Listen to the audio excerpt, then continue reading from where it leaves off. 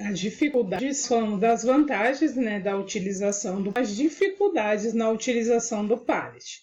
A utilização de embalagens não padronizada, o peso dos pallets, a vida curta e pragas que os atacam quando famosos de madeira.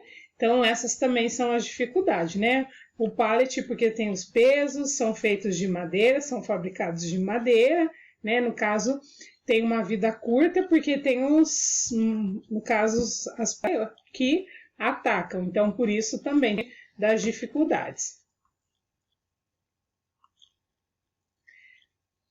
Os tipos de pallets, né? No caso ali que nós falamos dos pallets de madeira, que é o que a gente mais vê hoje em dia. Então, ele tem uma vida mais curta, porque é fabricado nesse formato de madeira, e é onde as pragas podem, né, acabar com eles. Então, os tipos de pallet, ele pode ser feito de madeira, plástico e metal.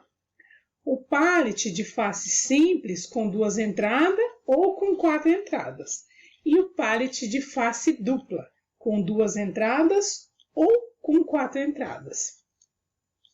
Então vejamos que o que mais a gente conhece é o pallet de madeira, né? O mais tradicional, mas a gente tem outros tipos também.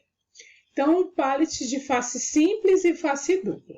Então aqui, a gente tem os tipos de pallet, no caso aqui, ó, como foi citado aqui, ó, a vista frontal, a vista lateral. Esse tipo de pallet com 2 entradas é o simples, com espaço cheio.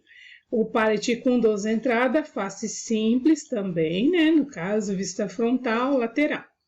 Já o pallet com 2 entradas, que é esse formato cheio, é específico para carrinhos hidráulicos ou embalagens. E esse pallet aqui é o com 4 entradas. Então, tá vendo que o formato dele, né, no caso, é diferente. Com 4 entradas, dupla face, espaços cheios para uso específico de empilhadeiras, visão frontal e a visão lateral. Os pallets convencionais. Então, os tipos de pallet, essa é a empilhadeira onde a gente já viu em alguns locais, né? A distribuição agora. A distribuição é a atividade por meio da qual a empresa efetua as entregas dos seus produtos, estando por consequência intimamente ligado à movimentação e ao transporte. Então, essa é a atividade, no caso da distribuição da empresa, né? Que é feita pelas entregas do produto. Ou seja, intimamente ligado à movimentação de todo esse transporte. A natureza dos produtos a transportar. Carga geral. A carga geral deve ser consolidada para materiais com peso individual de até 4 toneladas. A carga a granel, ela é líquida e sólida. A carga semi-especial, ela trata-se de materiais com dimensões e peso que exigem licença especial, porém no gabarito que permite tráfego em qualquer estrada. E a carga especial, trata-se de uma variável da definição anterior, com a ressalva de que seu tráfego exige estudo de rota para avaliar a largura das obras de arte e a capacidade das pontes e viadutos. E a carga perigosa, que é os produtos classificados por perigosos, que englobam mais de 3.000 itens, estando codificado em 9 classes, de acordo com a norma internacional.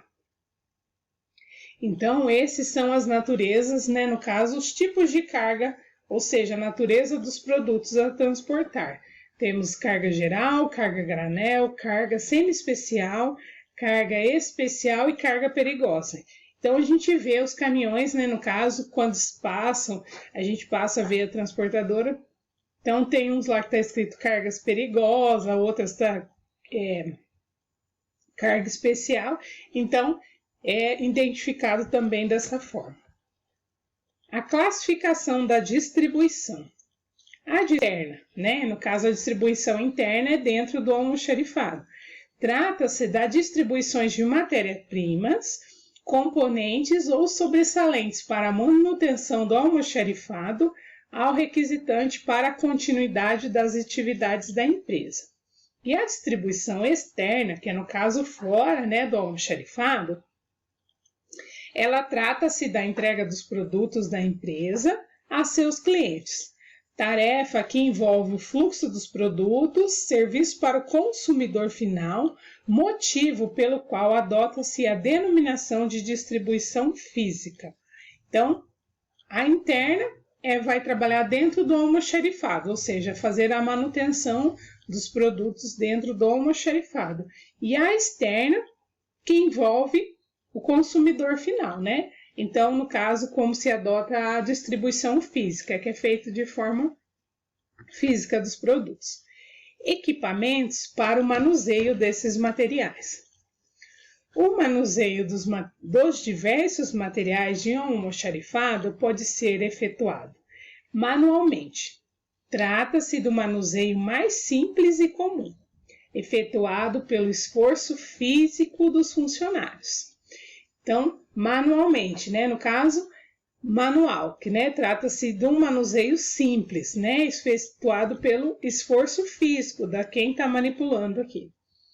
Por meio de carrinhos manuais também. Trata-se de um manuseio efetuado por meio de carrinhos impulsionados manualmente, ou seja, o funcionário, ou seja, a pessoa que está também. Manual, no caso, a pessoa mesmo pega, né, os produtos e através de carrinho, no caso, é pelo carrinho também uma pessoa que está empurrando, por isso que é tudo manualmente. Já por meio das empilhadeiras, trata-se de equipamentos mais versáteis para o manuseio desses materiais. Não possui limitação de direção, movimentando-se horizontal e verticalmente, e podendo ser elétrica ou com motores a gás, diesel ou gasolina, nos quais podem ser adaptados uma série de acessórios que os tornam funcionais. Então, esse manuseio dos diversos tipos de materiais lá do almoxarifado, então tem por meio de manualmente, né, no caso do funcionário, né, forma física, por meio de carrinhos também, que é uma pessoa, né, no caso do funcionário aqui, e por meio das empilhadeiras.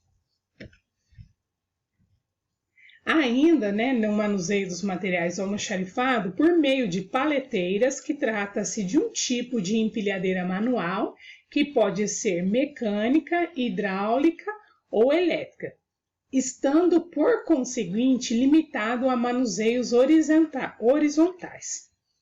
Por meio de pontes rolantes, que trata-se de equipamento constituído de estrutura metálica, sustentado por duas vigas ao longo dos quais a ponte rolante se movimenta, entre as duas vigas sustentando pela estrutura que corre um carrinho com um gancho.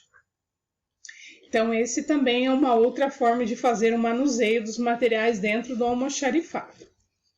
Os documentos utilizados. Os documentos utilizados, né, dentro do almoxarifado. Ficha de controle de estoque para as empresas que ainda não são informatizadas, destinado a controlar manualmente o estoque por meio de apontamentos de quantidades correspondentes às entradas e saídas, como também para propiciar o input para a reposição, quando o nível atingir o ponto de ressuprimento. A ficha de localização, também para a empresa ainda não informatizada, utilizado-se para indicar as localizações onde o material está guardado, sendo ordenados por meio de código em arquivos próprios. Ainda nos documentos utilizados, tem as fichas de assinatura credenciada, o documento utilizado para identificar os funcionários autorizados a movimentar o estoque, constando, além da assinatura do credenciado, a sua qualificação na empresa. Comunicação de irregularidades, documento utilizado para esclarecer ao fornecedor os motivos da devolução, quer no aspecto quantitativo, quer no aspecto qualitativo. Então, também esses são os documentos utilizados, né? A ficha de assinatura, credenciado para esses documentos, ou seja, para identificar os funcionários autorizados para mexer nesses documentos.